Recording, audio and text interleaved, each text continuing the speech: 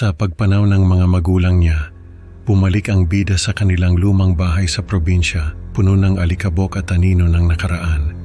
Sa kanyang pagdating, nadiskubre niya ang isang madilim na lihim na bumabalot sa kanilang pamilya, isang kasunduan sa isang aswang na nagdulot ng trahedya. Habang sinusubukan niyang harapin ang takot at mga alaala, may mga boses at anino na tila nagbabadya ng panganib. Ano kaya ang matutuklasan niya sa kuweba sa kagubatan at paano niya haharapin ang mga multo ng nakaraan? Nung mamatay ang mga magulang ko, bumalik ako sa lumang bahay namin sa probinsya. Nasa Maynila na kasi ako noon, doon na ako nag-aaral. Nung mamatay sila mama at papa, wala na akong choice kundi bumalik sa bahay namin. Parang ang bigat-bigat sa dibdib ko kasi kahit gusto kong makita ulit yung bahay, natatakot ako sa mga alaala. Isa pa, ako na lang yung natitirang anak nila. Kaya ako na lang yung nagmana sa bahay. Malayo pa lang yung bahay namin, kita ko na yung bubong na puno ng kalawang. Yung bakod na gawa sa kahoy, sira-sira na rin. Nasa dulo ng barangay yung bahay namin. Kaya masyado siyang isolated. Nakakatakot nga siya kapag gabi kasi wala masyadong ilaw sa paligid. Tapos puro puno pa yung paligid. Pagpasok ko sa bahay, sinalubong agad ako ng makapal na alikabok. Yung mga dingding, parang may mga anino na gumagalaw. Ang lamig-lamig sa loob, parang may mga matang nakatingin sa akin. Matagal na rin kasi na walang nakatira doon. Nung mamatay sila mama at papa, doon ako sa bahay ng tita namin tumira. Hindi ko kinaya na mag-isa sa bahay namin. Sa sala, nakadisplay yung mga lumang picture namin. Nung mga bata pa kami ni kuya, nakangiti kami habang hawak nila mama at papa. Habang naglalakad ako sa loob ng bahay, may kung anong takot at kaba yung nararamdaman ko. Siguro dahil naaalala ko yung nangyari noon, yung dahilan kung bakit ako lang yung natitirang anak nila mama at papa. Nung nasa kwarto na ako, nakita ko yung lumang journal ni kuya. Hindi ko alam na nakatago pa pala yun doon. Nung nabasa ko yung laman, hindi ko napigilang umiyak. Ang daming magagandang alaala doon. Ang daming masasayang karanasan na hindi ko na maalala kasi masyado akong bata noon. Nung mga panahon na yon, hindi pa raw nangyayari yung trahedya sa pamilya namin. Nung mga panahon na yon, kumpleto pa kami. Nung nabasa ko yung huling pahina ng journal ni kuya, doon ako nakaramdam ng takot. Parang may malamig na hangin na dumaan sa likod ko at hindi ko maiwasang manginig. Hindi ko alam na alam pala ni kuya yung tungkol sa aswang na bumibiktima sa pamilya namin. Akala ko ako lang yung nakakaalam. Hindi ko lang yun sinasabi sa mga tao kasi baka isipin nila na nasisiraan ako ng bait. Pero si kuya, alam niya. Nung bumalik ako sa Maynila, nagkita-kita kami ng mga kaibigan ko. Sabi ko sa kanila, hindi ko na kaya na tumira sa lumang bahay namin. Sabi nila, naaalala pa raw nila nung mga bata pa kami. Lagi raw silang nakikitulog doon sa amin. Lagi raw silang pinagluluto ni mama ng masasarap na pagkain. Hindi nila alam yung takot na nararamdaman ko kapag nasa bahay ako. May nakakwentuhan ako na matandang lalaki. Siya yung nagsabi sa akin ng kwento na yon. Ang mga ninuno raw namin ay may kasunduan sa isang aswang na nakatira sa isang kuweba sa kagubatan. Ang mga ninuno raw namin ang tagapangalaga ng kuweba ng aswang. Kapalit nun ay hindi nito pagbibiktimahan ng mga tao sa barangay namin. Pero dumating yung panahon na may isang ninuno raw kami na nagalit sa aswang. Sinunog niya yung kuweba nito at tinaboy ito palayo. Pero nakabalik din yung aswang at pinatay yung ninuno namin.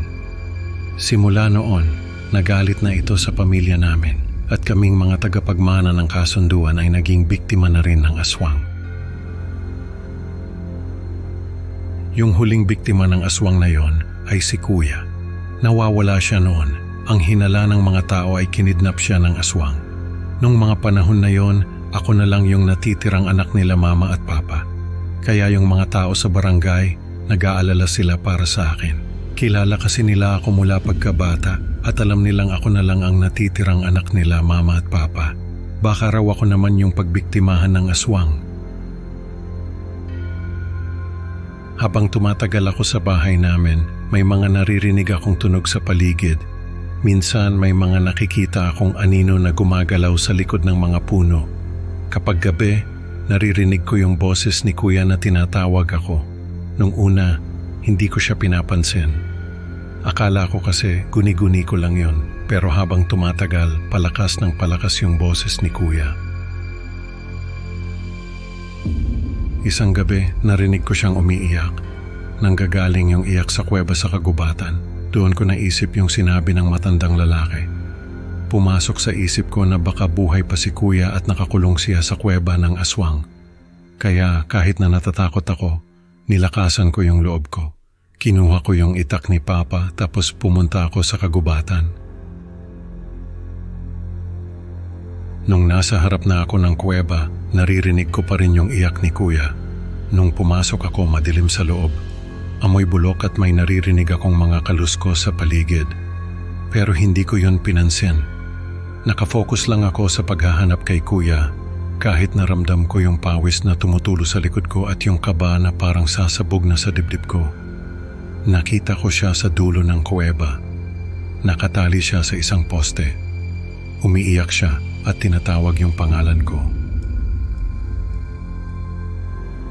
Nung tatakbo na sana ako papunta sa kanya, may kung anong tumalon mula sa itaas ng kuweba. Isang malaking nilalang na may mahahabang kuko at matatalim na ngipin. Sinugod niya ako pero naunahan ko siya. Tinaga ko siya sa mukha. Napasigaw siya pero hindi ko na siya hinayaan na makabawi pa. Tinaga ko siya ng tinaga habang sinisigaw yung pangalan ng mga ninuno namin. Yun kasi yung sabi ng matanda. Kapag tinawag mo raw yung pangalan ng mga ninuno namin, ay lalabas yung mga kaluluwa nila para protektahan ako. At yun nga yung nangyari. Nung huling taga ako sa aswang, tinawag ko yung pangalan ng ninuno namin na nakipagkasundo sa aswang. Bigla siyang sumabog at naging abo. Nung lumingon ako kay Kuya, wala na siya doon. Doon ko na-realize na lahat pala ng nakita ko ay ilusyon lang, gawa ng aswang para takutin ako.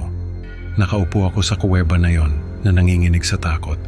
Nung makabawi ako, agad akong tumakbo palayo. Doon ko lang na-realize na wala na pala yung itak sa kamay ko. Hindi ko alam kung saan ko yun nabitawan. Nung makabalik ako sa bahay, nagimpake ako ng gamit. Sabi ko sa sarili ko, hindi na ako babalik doon. Kahit na mahal ko yung lugar, mas mahalaga na makaalis ako sa anino ng nakaraan.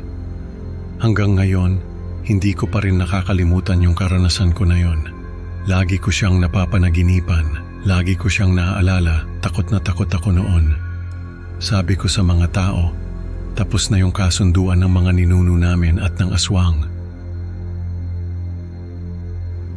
Pero hindi ko alam kung naniwala ba sila sa akin. Baka kasi bumalik pa yung aswang. Parang hindi pa tapos ang kwento at alam kong kailangan kong maging handa kung sakaling mangyari ulit. Sa kwento nating ito, natutunan natin na ang mga lihim ng nakaraan ay maaaring magdala ng panganib sa kasalukuyan. Salamat sa pakikinig mga kaibigan. Huwag kalimutang mag-like at subscribe para sa mas marami pang nakakatakot na kwento. Excited na akong makita kayo sa susunod nating upload. Tandaan, sa dilim ng gabi baka may mga aninong nagmamasid. Hanggang sa muli.